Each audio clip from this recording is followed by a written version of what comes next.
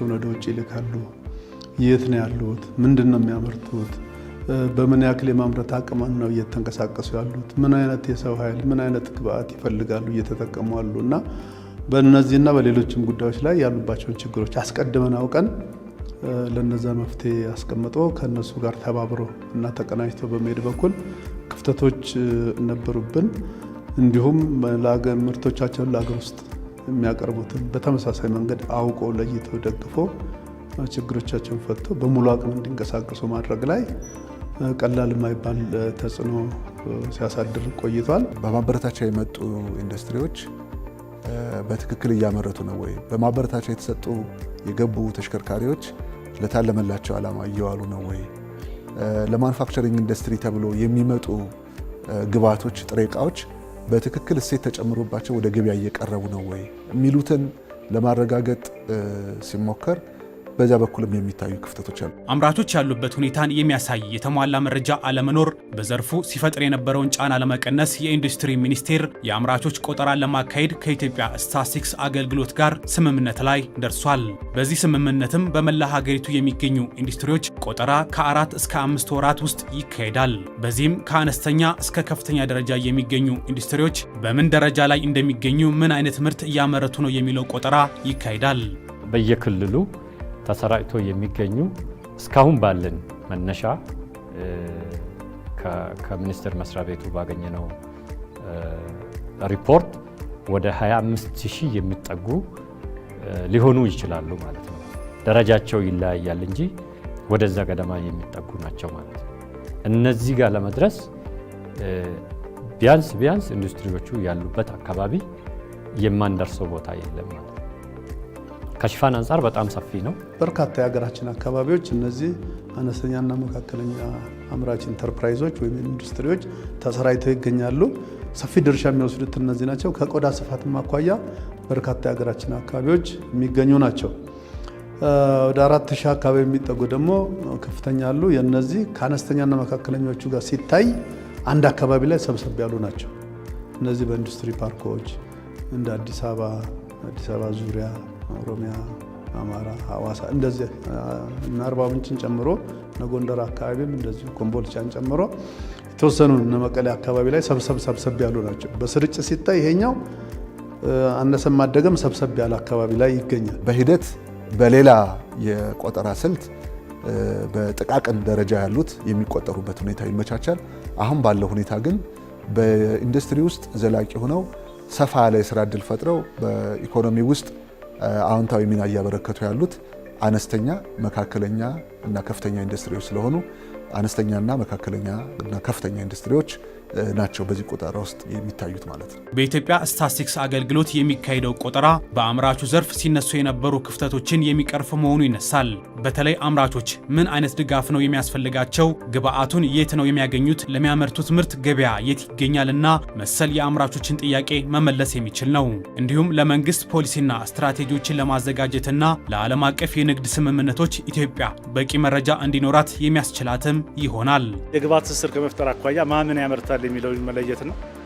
በግብአት ትስስር የመተሳሰር ሂደቱ በመረጃ የተደገፈ ማድረጉ በጣም ጠቃሚ ነው የሚሆነው። እንግዲህ ከዚህ አኳያ ክፍተቶች አሉ። አምራቹ ማምን ያመርታል የሚለውን ለይቶ በግብአት ቀጥተኛ ትስስር አምራች ለአምራት በግብአት ቀጥተኛ ትስስር የመፍጠሩን ሁኔታ ለማጠናከር እንግዲህ የመረጃ ክፍተቶች አሉ። ይህንን እንግዲህ ለማጠናከር አሁን የተፈጠረው ኢንዱስትሪውን በመረጃ የማደራጀትና የማጠናከር ሂደት ትልቅ ጠቀሜታ ይኖራል የሚል ሀሳብ ነው። ለኢኮኖሚ ፕላኒንግ በጣም አስፈላጊ ነው። ምን አይነት ኢንዱስትሪዎች ናቸው ያሉት፣ የት ቦታ ላይ ናቸው ያሉት፣ በምን ሁኔታ ነው ያሉት የሚለውን ነገር ማወቅ እና ይሄ ሴክተር ለወደፊቱ ያደገ ሴክተር እንዲሆን ለማድረግ ምን እናድርግ የሚለውን ለማወቅ ለኢኮኖሚ ፕላኒንግ ይሄ ቆጠራ ትልቅ አስተዋጽኦ ያበረክታል ማለት ነው። አንደኛው ይሄ ነው። ሁለተኛው ለሀብት ስምሪት ያገለግላል። ምን ማለት ነው? ለሀብት ምደባ እና ለሀብት ስምሪት ኢንዱስትሪዎቻችን ያሉባቸውን ሁኔታዎች መሰረት አድርጎ ለነማን መንገድ እናቀርብ፣ ለነማን ኤሌክትሪክ እናቀርብ፣ ለነማን መሬት እናቀርብ፣ ለነማን ጥሬ ዕቃዎቹ ባሉበት አካባቢ ላይ ኢንዱስትሪ እንዲቋቋም እናድርግ የሚሉትና ከዚህ ጋር ተያያዥ የሆኑ ለኢንዱስትሪዎች መስፋፋት አስፈላጊ ናቸው የምንላቸውን ሪሶርሶች የላቀ ውጤት ሊያመጡ በሚችሉበት አግባብ ለማሰማራት ይሄ ቆጠራ ትልቅ አስተዋጽኦ ያበረክታል ማለት ነው። ዘርፉ ምን ላይ አለ፣ ምን ይፈልጋል፣ ወዴት መውሰድ ይቻላል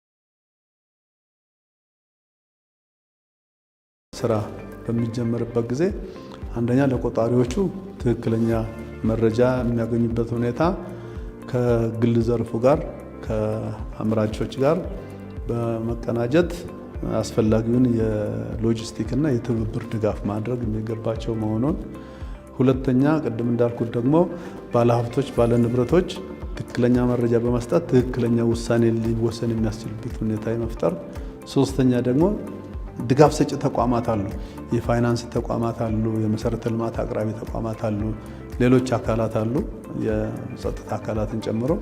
እነዚህ ደግሞ አስፈላጊውን ድጋፍና ትብብር በማድረግ ይሄ ሀገራዊ መረጃ በታሰበበት ጊዜ በታሰበበት ጥራት እና ይህን ስራ የሚሰሩ ሰዎች ካለምንም ችግር ስራቸውን አከናውነው እንዲመለሱና ይህ መረጃ ሀገራችንን የኢንዱስትሪ ዘርፍ ልማት ሊደግፍ እንዲችል ለማዋል በዚህ አጋጣሚ ሁሉንም አካላት አደራ ማለት እፈልጋለሁ። ሁሉም ክልሎች ላይ ያሉ የጸጥታ መዋቅራት፣ የመንግስት ሁሉም ተቋማት ድጋፍ እጅግ በጣም አስፈላጊ ነው።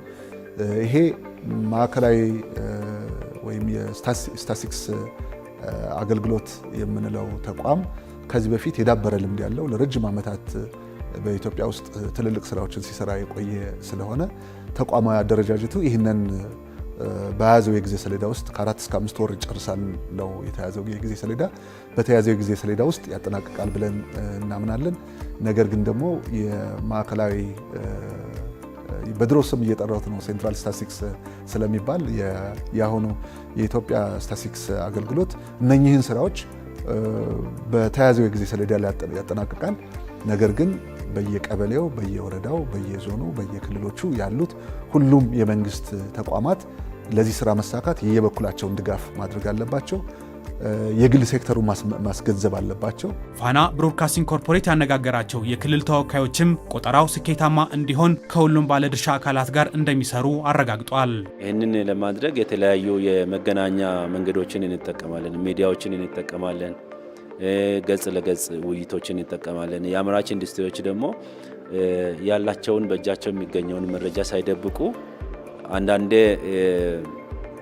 የተሳሳተ ድምዳሜም ሊኖር ለሌላ ፐርፐዝ የሚፈለግ አድርጎ የማሰብም ጉዳይ በግሉ ሴክተር ሊኖር ስለሚችል የግሉን ሴክተር ትክክለኛውን እና ወቅታዊ መረጃዎችን እንዲሰጥ የግንዛቤ ማስጨበጡን ስራ ይሄ ብቻ ሳይሆን ታች ያሉ የመንግስት አካላትም ባለሙያዎችም ቴክኒካል ድጋፍ አመራሩን ደግሞ የማስተባበሩን ሚና እንዲጫወት የራሳችንን ድርሻ እንወጣለን ብለን ነው የምናስበው። የኢንዱስትሪ ሚኒስቴርና ቆጠራውን የሚያካሂደው የስታቲስቲክስ አገልግሎት ለዚህ ስራ አስፈላጊውን ዝግጅት ማጠናቀቃቸውን ገልጿል። ይህን ስራም ከ4 እስከ 5 ወራት ውስጥ ለማጠናቀቅ ዝግጅት ማድረጋቸውን አስታውቀዋል። የእኛ ተቋም የ60 ዓመትና ከዛ በላይ መረጃ በመሰብሰብ